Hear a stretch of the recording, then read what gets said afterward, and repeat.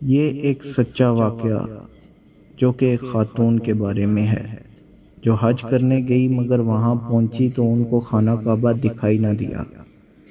گھر والوں نے جب خانہ کعبہ کو دیکھا تو خوشی کا اظہار کرنے لگے۔ اس خاتون نے اپنے بیٹے سے کہا، بیٹا خانہ کعبہ کدھر ہے؟ مجھے دکھائی نہیں دے رہا۔ ان کے بیٹے نے کہا، اماں سامنے دیکھ، بالکل تیرے سامنے ہے کعبہ۔ اس خاتون نے رضامندی کے طور پر بیٹے کی ہاں میں ہاں ملا دی، مگر اصل میں اسے کچھ دکھائی نہیں دے رہا تھا۔ وہ سمجھی شاید اس کی نظر کمزور ہو گئی، اس وجہ سے اس کو کچھ دکھائی نہیں دے رہا۔ اس نے جتنا وقت کعبہ شریف میں گزارا، اپنے گھر والوں سے سن سن کر کعبہ پر وقت گزارا۔ ان کو یہ بات سمجھ نہیں آ رہی تھی کہ باقی سارا کچھ دکھائی دے رہا ہے مگر خانہ کعبہ کیوں نہیں دکھائی دے رہا۔ حج ختم ہو گیا اور گھر جانے کا وقت آ گیا۔ وہ بہت پریشان تھی کہ ایسا کیوں ہوا۔ اللہ پاک نے اپنے گھر بھی بلایا مگر پھر بھی نہ دیکھ سکی۔ اس کو کچھ سمجھ نہیں آ رہا تھا۔ اس نے اپنے شوہر کو کہا، کیا تم کسی مولانا کو جانتے ہو؟ مجھے اپنا ایک مسئلہ بیان کرنا ہے۔ میاں نے کہا، ایسی کیا بات ہے جو تم مجھے نہیں بتا رہی، مگر کہتی ہو مولانا کو بتاؤں گی۔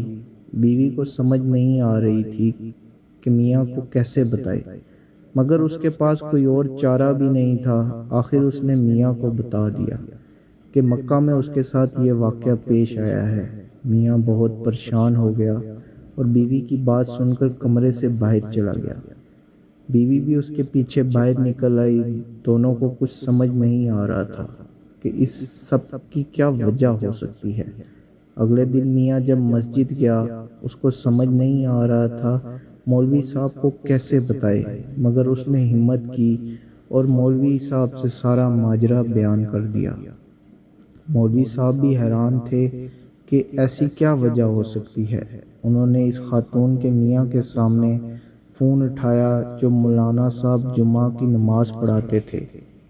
ان کو فون کیا اور فون پہ سارا مسئلہ سنایا۔ انہیں بھی تشویش ہوئی کہ ایسا کیا ہے کہ ان کے ساتھ ایسا ہوا۔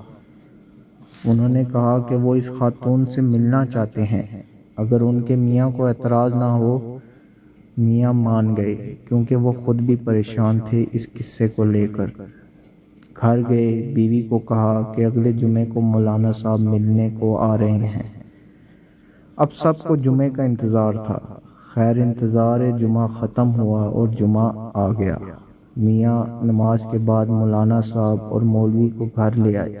کھانے کا وقت تھا، بیوی نے کھانے کی پیشکش کی تو مولوی صاحب اور مولانا صاحب نے منع کر دیا اور کہا کہ پہلے آپ اپنا مسئلہ بیان کریں، کھانا پھر کسی دن صحیح۔ اس خاتون نے ساری بات مولانا صاحب اور مولوی کے آگے رکھ دی، اپنے شوہر کے سامنے بتائی کہ کیسے باقی سب چیزیں تو دکھائی دے رہی تھی مگر خانہ کعبہ ان کو ایک دفعہ بھی دکھائی نہ دیا، جبکہ باقی سب صاف نظر آ رہا تھا۔ مولانا نے خاتون سے اس کی بات سنی اور ان سے سوال کیا کہ آپ کہیں کام کرتی ہیں؟ ان خاتون نے کہا، میں اور تو کچھ نہیں، بس مردوں کو نہلاتی ہوں، اس سے بس تھوڑے بہت پیسے مل جاتے ہیں۔ سارا قصہ ان خاتون کی زبانی سننے کے بعد مولانا صاحب نے کہا، میں کچھ دن اس بارے میں سوچ کر آپ سے خود رابطہ کروں گا۔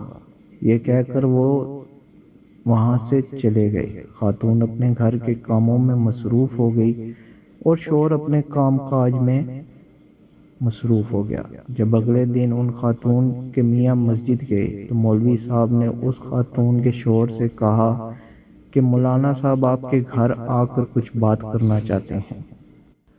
میاں نے بغیر بیوی سے پوچھے ہاں کر دی۔ گھر پہنچا تو بیوی کو بتایا، اس نے بھی رضامندی ظاہر کر دی۔ ظاہر سی بات ہے ایک پریشانی اس کے دل میں چل رہی تھی۔ اگلے دن مولوی صاحب مولانا صاحب کے ہمراہ ان کے گھر آئے۔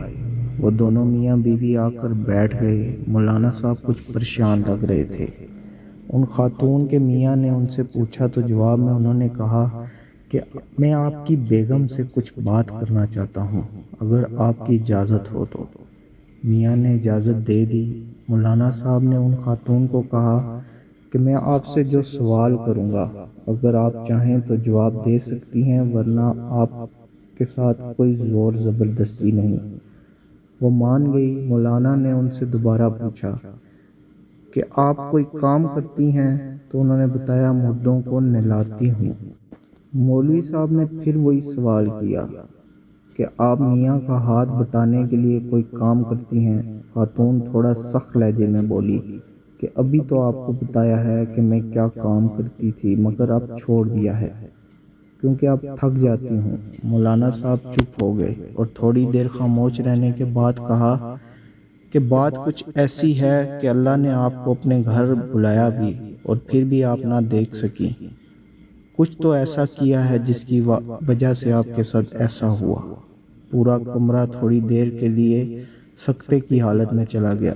کچھ دیر بعد وہ خاتون بولی کہ اور تو کچھ نہیں کیا، بس کبھی کبھار میں مردوں کو نہلانے جاتی تھی تو یہ امیر گھروں کی عورتیں مجھے کہتی تھی کہ اگر تم نہلاتے وقت یہ تعویذ مردے کے منہ میں رکھ دو تو منہ بند ہو جائے گا، تم کو پیسے مل جائیں گے اور ہم جو چاہتے ہیں ہمارا کام بھی ہو جائے گا۔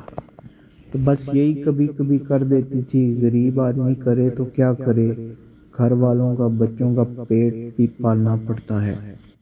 یہ سن کر میاں آگ بگولا ہو گیا اور سب کے سامنے بیوی کو برا بھلا کہنے لگا۔ مولانا نے میاں کو روکا اور ان خاتون سے کہا آپ اللہ سے سچے دل سے توبہ کریں، آپ کے گناہوں کی تلافی ہو جائے گی، کیونکہ نہ چاہتے ہوئے بھی کتنے گھر آپ کی وجہ سے تباہ ہوئے ہیں۔ یہ کہہ کر مولانا اور مولوی وہاں سے چلے گئے اور میاں شدید غصے میں کمرے سے باہر چلا گیا۔ رات گزر گئی اور اگلے دن کا سورج طلوع ہو گیا۔ میاں نے جب دیکھا کہ بیوی کمرے میں نہیں ہے تو تھوڑا گھبرا گیا۔ کچن میں جا کر دیکھا تو بیوی اوندھے منہ فرش پر گری پڑی تھی۔ میاں نے بیٹوں کو جگایا اور ماں کی حالت کے بارے میں بتایا۔ وہ سب اس خاتون کو ہسپتال لے گئے۔ ڈاکٹر نے ان کا چیک اپ کیا تو کہا ان کو ایڈمٹ کرنا پڑے گا۔ 3 دن بعد اس عورت کا انتقال ہو گیا۔ 2 دن بعد جب جمعہ آیا تو اس خاتون کے میاں نماز پڑھنے گئے۔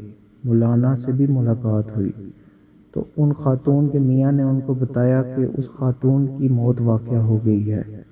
انہوں نے بخشش کی دعا کی اور ان کو بھی کہا کہ جتنا ہو سکے ان کی بخشش کے لیے دعا کریں۔ یہ کہہ کر مولانا صاحب وہاں سے چلے گئے۔ ہنستے مسکراتے ہوئے لوگوں کی ایسے ہی کتنی زندگی برباد کر دیتے ہیں ہم۔ ہمارے کس کام سے کسی کا کیا نقصان ہو جاتا ہے اس کا ہمیں اندازہ بھی نہیں ہوتا۔